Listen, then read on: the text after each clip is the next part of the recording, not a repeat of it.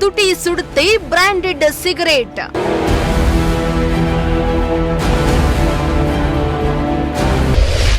Cigarette ಸೇದೋರಿಗೆ big shock ಕೊಟ್ಟ ಕೇಂದ್ರ.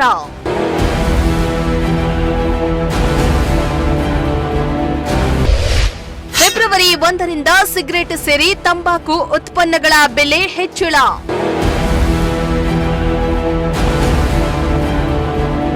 ಹೊಸ ವರ್ಷಕ್ಕೆ ತಂಬಾಕು ಸೇವಕರಿಗೆ ಕೇಂದ್ರ ಸರ್ಕಾರ ಬಿಗ್ ಶಾಕ್ ಒಂದನ್ನ ನೀಡಿದೆ.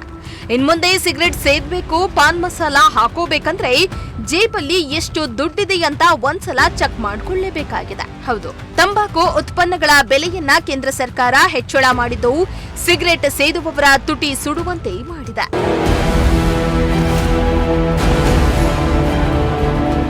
ಹೌದು, ಇತ್ತೀಚೆಗೆ ಸಂಸತ್ ಅಧಿವೇಶನದಲ್ಲಿ ತಂಬಾಕು ಉತ್ಪನ್ನಗಳ ಮೇಲೆ ತೆರಿಗೆಯನ್ನ ವಿಧಿಸಲು ಮಸೂದೆ ಪಾಸ್ ಆಗಿತ್ತು.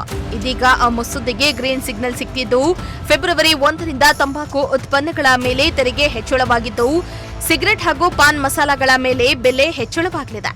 ಈ ಬಗ್ಗೆ ಕೇಂದ್ರ ಅಧಿಕೃತವಾಗಿ ಅನೌನ್ಸ್ ಮಾಡಿದ್ದು ಪಾನ್ ಮಸಾಲ, ಸಿಗರೆಟ್ ಮತ್ತು ತಂಬಾಕು ಉತ್ಪನ್ನಗಳ ಮೇಲೆ ಬರೋಬ್ಬರಿ ಶೇಕಡಾ 40% ಜಿಎಸ್ಟಿ ದರ ಅನ್ವಯ ಆಗಲಿದೆ.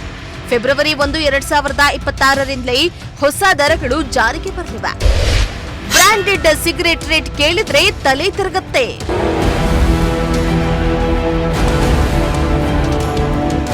ಇನ್ನು ಸ್ಟ್ಯಾಂಡರ್ಡ್ ಬ್ರ್ಯಾಂಡ್ ಸಿಗರೇಟ್ ಸೇದೋರ್ ಕತೆ ಅಂತೂ ಮುಗ್ದೇ ಹೋಗಿದೆ.